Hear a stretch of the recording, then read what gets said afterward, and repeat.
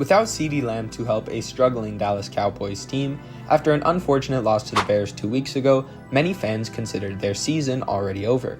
However, in the ultimate Dak Prescott fashion, a true demonstration of his gunslinging ability, he turned Sunday Night Football against the Packers into an absolute shootout that ended with a final score of 40-40. The two quarterbacks, Dak and Jordan Love, threw for over 650 yards with 6 touchdowns and 0 interceptions. Dak himself posted a QBR of 94.4 and had a rating of 124.9. In the eyes of many, he stamped himself as a top-tier QB in the NFL. This shouldn't be as much of a question or as much speculation as it seems to be. Dak has never had that great of a situation around him in Dallas, similar to his mentor Tony Romo. For some reason, it seems like the general NFL fan has started to see Dak as being not only significantly worse than he actually is, but almost a bottom-tier quarterback. I have no clue why this has become such a commonly discussed thing, especially on social media, because it completely blows my mind. For the criticism he receives, many people forget that in the season prior to last year's injury, Dak marched out the #1 offense in the league and led in passing touchdowns. He finished 3rd in MVP voting. Part of it is probably just the nature of being a Dallas Cowboy, the overall spectacle associated with wearing silver and blue, but he gets memed and ripped over the smallest thing. People are trying to discredit his season so far over that stat line against the Bears, even though one of the interceptions just went straight through Pickens' hands and right into the defense. Against the Giants, there was also a suspect interception, and while I don't like to nitpick and justify every single flaw that someone addresses when it's a player I like, there is something to be said about how Dak's actions in general are completely taken out of context and used, no matter what happened, to hate on him. Overall, this has been a team that struggled to set themselves up to properly compete within the championship window that Dak did and has presented to them.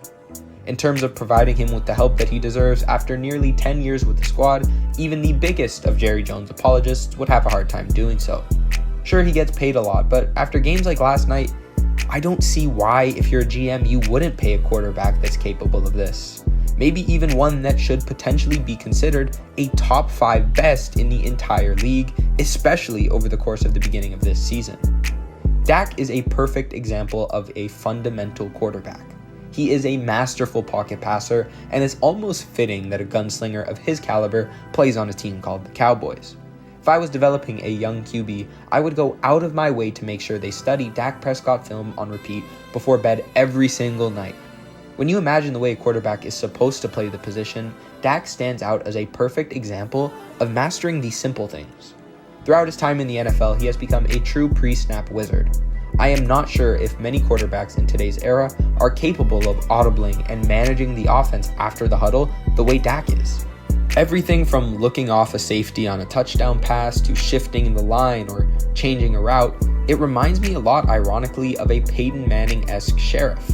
In a league and sport that is transitioning away from the surgical passing that someone like Dak is capable of doing, performances and games like these should be celebrated. This is, in my eyes, what a winning quarterback in the NFL almost has to do. It's why the jump from the college to NFL game is becoming even more difficult, because this is a dying art. It's a part of the game that we don't talk about enough. We can see this experience and even expertise in how Dak responds to pressure, especially from the opposing D-line. He is currently ranked 1st out of the entire league with a 90.2 PFF grade, in front of 2nd place Matthew Stafford, who at the time of this recording has a grade of 73. That is a significant gap between two significantly great players.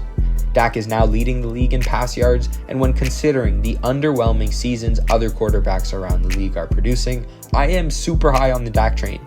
In fact, I think he has a serious shot at the MVP award this year, regardless of his record, at least in my heart. The Cowboys are asking for superhero performances that remind me a little bit of what Joe Burrow was asked to do with the Bengals last year. There are few possessions to be wasted, and I don't understand how, if you're Jerry Jones, you aren't making moves right now to capitalize on this ridiculous season. To say that this would be one of the best teams in the league with a good defense is honestly not a crazy take. And I get that it's much easier said than done, and Jerry Jones can't sit up in the Dallas Cowboys, office and press a button that gives him the Legion of Boom or the no-fly zone, but if they're just playing average defense, with the way Dak has been playing and maybe with some luck their way, I have a hard time imagining that they aren't undefeated so far. With CeeDee Lamb, Dak's clear-cut favorite target, injured, it goes to show just how honestly proficient, I guess you could say, Dak has gotten at facilitating the offense and spreading the ball. Schottenheimer has set up a perfect playbook in Dallas, and Prescott has taken full advantage of the tools at his disposal. One of the issues, I guess you could say, in previous years would be forced balls to CeeDee Lamb, and now with George Pickens emerging against the Packers, Dak has a connection with multiple targets on this team. Pickens has begun showing the talent that he has always had but never fully been able to access.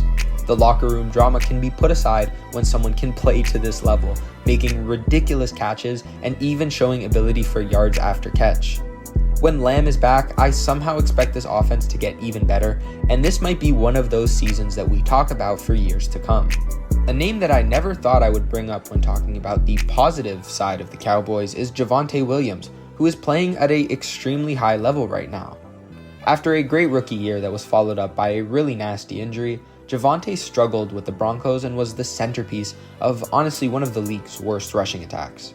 However, in Dallas, the change of scenery must have done numbers because he has now made significant improvements across the board. I was somewhat critical of the Booker pick before the season, just for the nature of drafting a guard that early, but I do think it has worked out. Injuries aside, building the trenches like this has proven to be a great move for the Cowboys in the past. It's just, you wish their defense was a little bit more up to speed. Eberflus has got to figure out some sort of adjustment, and the defense has got to tighten up if they want to sniff the playoffs. And despite Russell Wilson looking awful against the Chiefs, he was amazing against the Cowboys. I have a lot of issues with many of the schemes that are being ran here. Donovan Wilson is asked to play in space where he has struggled, and Deron Bland and Trevon Diggs are a strong cornerback duo, but the scheme forcing them to play so far back gives up constant yardage underneath. The Cowboys run a ridiculous amount of zone, which is not what this team was originally structured around.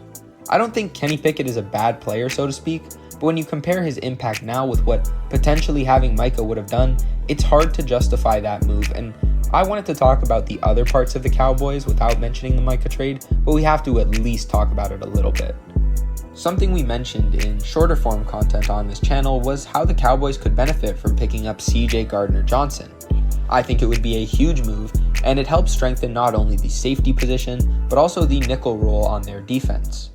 Kyrie Elam in general is not my favorite player, and while I am super high on the Siobhan Revel draft pick, and I have a great feeling about him coming back. It's just, right now you need some sort of help. It is frustrating watching this team not make moves to capitalize on their championship window.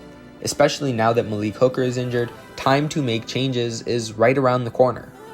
There are a lot of questions about what this Cowboys team will produce long term, and if Dak is going to be able to sustain such a high level of play throughout the season. I honestly couldn't tell you if Dak is going to be able to do this as continuously and consistently without the constant presence of CeeDee Lamb in the receiver room. I am not sure if the defense will figure out how to change their fate as bottom of the league in every single measurable stat. I don't know. Only time will be able to tell that, but what I can tell you is that Eberflus has got to make some much needed adjustments if the Cowboys want to improve their 1-2-1 record. As players come back from injury, this team is not at a point in the season where it's time to rebuild and start looking at draft picks. With the ability to go punch for punch with any single squad in the entire NFL, they have got to take advantage, and fans have got to stop disrespecting Dak Prescott, because he could be sneakily putting together an MVP caliber year and they won't even notice. Thanks for watching another video here on DNA Sports. As we find consistency with our schedule, make sure to like and comment your thoughts, but also subscribe and turn notifications on so you don't miss an upload. For now, you can expect 1 or 2 long-form videos per week with 2 to 3 shorts mixed in. That way we can maximize the quality of our content without sacrificing how much we're putting out. Thanks for watching, and we'll see you in the next one.